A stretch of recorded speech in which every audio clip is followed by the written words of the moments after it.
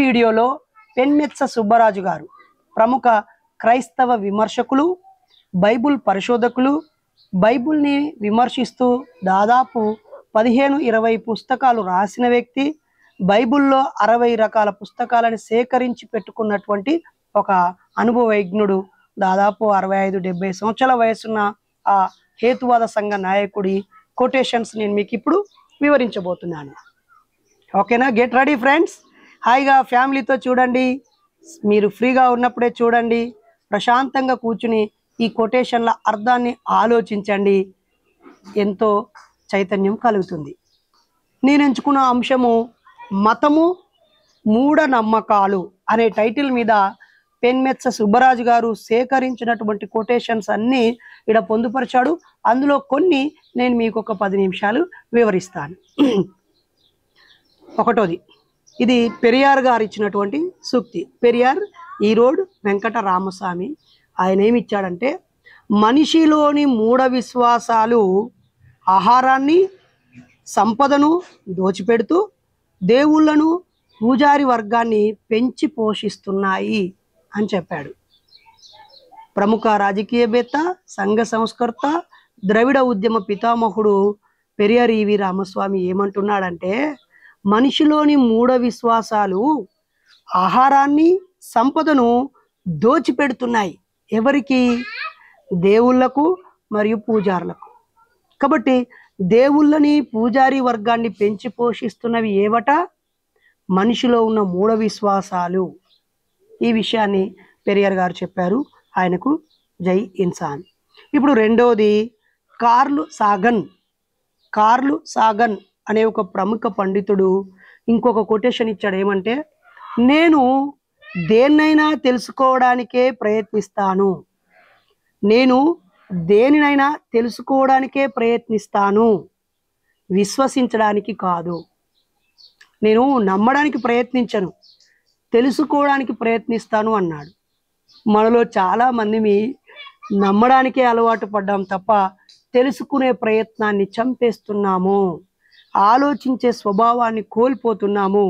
కాబట్టి curl Sagan చాలా మంచి స్లోగన్ ఇచ్చాడు. కార్ల్ సాగన్కి జై. ఏమంటున్నాడు ఆయన? నేను దేన్నైనా తెలుసుకోవడానికే ప్రయత్నిస్తాను, విశ్వసించడానికి కాదు అన్నాడు. అలాగే లియో టాల్స్టాయ్, ఆయన రచనలు చాలా మనం చూస్తూ ఉంటాం.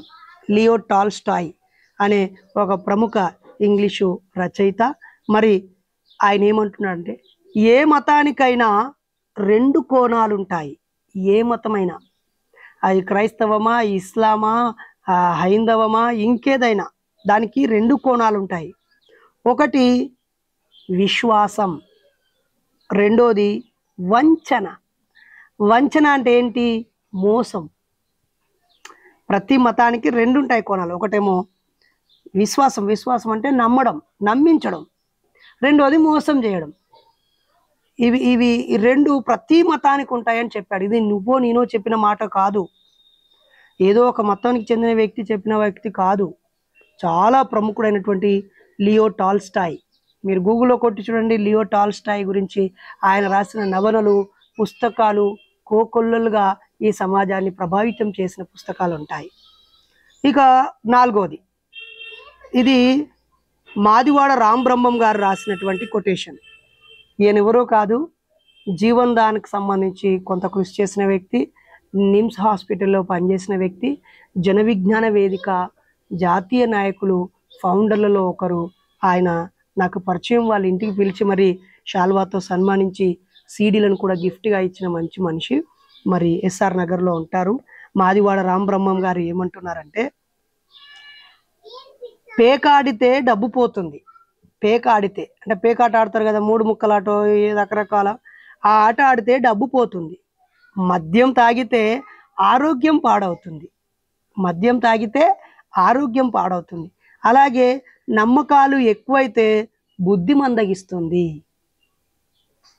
ఈ నమ్మకాలు ఎక్కువైతే బుద్ధి మందగిస్తుంది, తెలివి తక్కువతనం ఆవహిస్తుంది, ఇంకా బుద్ధి ఉండదు, పోతుంది, బుద్ధి పోతుంది, బుద్ధి లేని బతుకైపోతుంది అని చెప్తున్నాడు. మరి మాదివాడ రాంబ్రహ్మం గారు చాలా బాగా చెప్పారు. ఇది ఎంతో ఉన్నతమైన అర్థవంతమైన కొటేషన్. పేకాడితే డబ్బు పోతుంది, మద్యం తాగితే ఆరోగ్యం పాడవుతుంది, అలాగే నమ్మకాలు ఎక్కువైతే బుద్ధి మందగిస్తుంది. అంతే. ఇక బుద్ధి మందగిస్తే అతని జీవితమే అర్ధరహితంగా ఉంటుంది, పిచ్చి పిచ్చివన్నీ చేస్తూ ఉంటారు. ఇప్పుడు అలాన్ హార్వే ఏమంటున్నాడో ఒకసారి మనం చూద్దాం. ఇది 5వ కొటేషన్. మత విశ్వాసాలు కళ్ళకు గంతలు కట్టుకోవడం అయితే శాస్త్రీయ దృక్పథము కళ్ళకు గంతలున్నాయని గ్రహించి వాటిని తొలగించుకోవడం. వావ్, అలెన్ హార్వే ఎంత మంచి మాట చెప్పావయ్యా. మత విశ్వాసాలు ఎలాంటివి? కళ్ళకు గంతలు కట్టుకోవడం లాంటివి. చూడకు, గుడ్డిగా నమ్ము, విను, ఆచరించు, పెద్దలు చెప్పిరు అలాగే వెళ్ళు, దీన్ని ప్రశ్నించకు, ఆలోచించకు, కొత్తగా ప్రయత్నించకు, అసలు ఎదురించకు, గుడ్డిగా ముందుకెళ్ళిపో అని చెప్తాయి. కానీ శాస్త్రీయ దృక్పథం అలా కాదు. అలా నీ కళ్ళకు గంతలు ఉన్నాయి అని గ్రహించి వాటిని తొలగించాలనుకోవటమే అని చెప్తున్నాడు శాస్త్రీయ దృక్పథం అంటే. చాలా మందిలో మేము కూడా సైంటిఫిక్, మేము శాస్త్రీయంగా ఆలోచిస్తాం. అయ్యా, మీ కళ్ళకున్న గంతలు విప్పితే కదా మీరు శాస్త్రీయంగా ఆలోచించిన వాళ్ళు అవుతారు. ఇప్పుడు 6వది చూద్దాం. ఇది ప్రముఖుడు డారెన్ అనే ప్రముఖుడు చెప్పిన ఒక మంచి కొటేషన్ ఇక్కడ పెడుతున్నాం. ఏంటంటే, విశ్వాసం అంటే సందేహాలు, ఆలోచనలు దరి చేరకపోవడమే. నమ్మకం అంటే ఏంటి?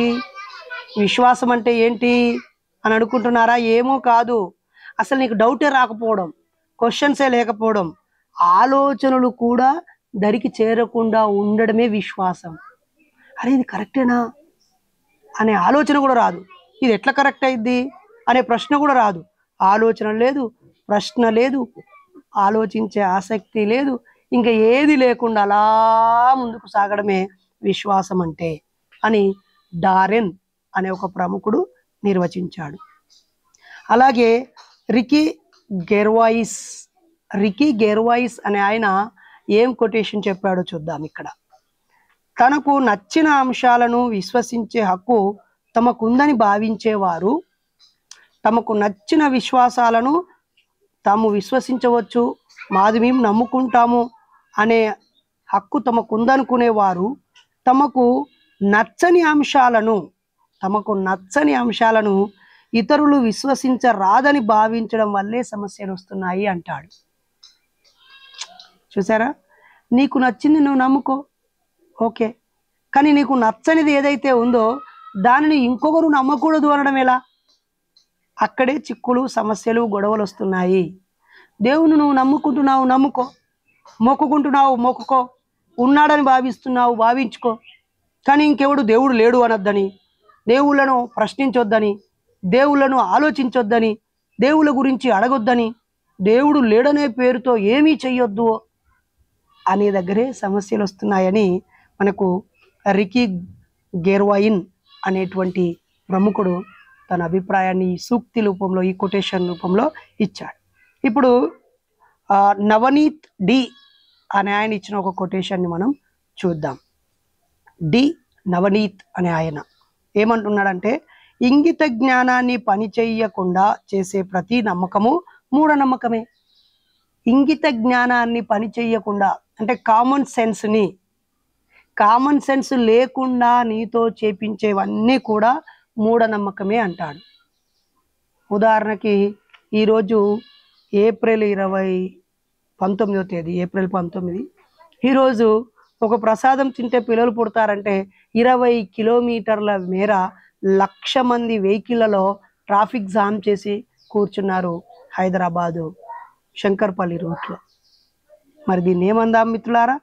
పిల్లలు ఎలా పుడతారు? ప్రసాదం తింటే పుడతారా అని ఇంగితంతో ఆలోచించలేకపోయారు చాలామంది. కాబట్టి ఇంగిత జ్ఞానాన్ని పని చెయ్యకుండా చేసే ప్రతి నమ్మకము మూఢనమ్మకమే. ఒక సోదరుడు చెబుతాడు, ఈ ఆవు పేడ తింటే ఆరోగ్యానికి మంచిది అని, ఆవు మూత్రం తాగితే మంచిది అని. మరి అలాంటప్పుడు ఆవు మూత్రం తాగి బాగైంది అని చెప్పేవారు కొంతమంది, ఒక కొబ్బరి నూనె ప్రార్థన చేసి కొబ్బరి నూనె పూసుకుంటే రోగాలు తగ్గుతాయని కొంతమంది, ఇగో ఈ ఫలానా ముస్లిం బాబా దగ్గరికి వెళ్ళి తాయెత్తు కట్టుకుంటే తక్కువైపోయిందని కొంతమంది. ఇంగిత జ్ఞానం వాడాలి మిత్రులారా. అలాగే ఐడల్ డ్రైమర్ ఐడల్ డ్రైమర్ అనే ఆయన ఒక మంచి కొటేషన్ ఇచ్చాడు. ఏంటంటే, మతం కూడా మూఢనమ్మకమే. మతం కూడా మూఢనమ్మకమే అయినా అదొక సాంప్రదాయంగా కొనసాగుతున్నందుకే దానికి గౌరవం ఏర్పడింది. Religion is also one superstition. ఇది చాలామంది ట్రెడిషన్, కల్చర్ అని చెప్పి కొనసాగిస్తూ ఉండడం వల్ల దానిపై గౌరవం పెరిగింది. నిజానికి ఇప్పుడున్న ఏ మతం కూడా కొన్ని వందల సంవత్సరాల క్రితం వెళ్తే అవి మతాల ఆకారమే లేవు, వాటికి ఆ రూపమే లేదు. నిజం. బ్రిటిషర్స్ ప్రపంచాన్ని జయిస్తున్న క్రమంలో క్రైస్తవం విస్తరించింది తప్ప క్రైస్తవంలో అనేక శాఖోపశాఖలు, అనేక ముక్కలు ఉన్నాయి. ఒక ముక్క వారు ఇంకో ముక్కను నమ్మరు. హిందువులలో, హైందవుల్లో కూడా కొంతమంది కొన్ని రకాలుగా మొక్కుతూ ఉంటారు. గిరిజన ప్రాంతాలకైతే అసలు ఈ హైందవమే పనికిరాదు. వాళ్ళకంటూ ప్రకృతి దేవుళ్ళు, ఆచార వ్యవహారాలు, భాష అన్నీ వేరువేరుగా ఉంటాయి. ఇస్లాంలో కూడా చాలా శాఖలు ఉంటాయి, హెచ్చుతగ్గులు ఉంటాయి. దీనికి మహమ్మద్ ప్రాఫిట్ వచ్చేంత వరకు దీనికి ఒక రూపం లేదు. ఆ ప్రాఫిట్ వచ్చినా కూడా రూపం రాలేదు. ఆయన చచ్చిపోయే ముందు ఆయన కూడా చాలా చికాకులు పెట్టారు. చాలా సంవత్సరాల తర్వాత మళ్ళీ రాజ్యాలు ఏర్పడి రాజుల చేత ఈ మతాలు పోషించబడ్డప్పుడు వీటికి ఒక రూపం సంతరించుకున్నది. కాబట్టి మనకు ఏమంటున్నాడు ఐడల్ డ్రైమర్ ఏమంటున్నాడంటే, మతం కూడా ఒక మూఢనమ్మకమే అయినా అదొక సాంప్రదాయంగా కొనసాగుతున్నందుకే దానికి గౌరవం ఏర్పడింది అని చెప్తున్నాడు.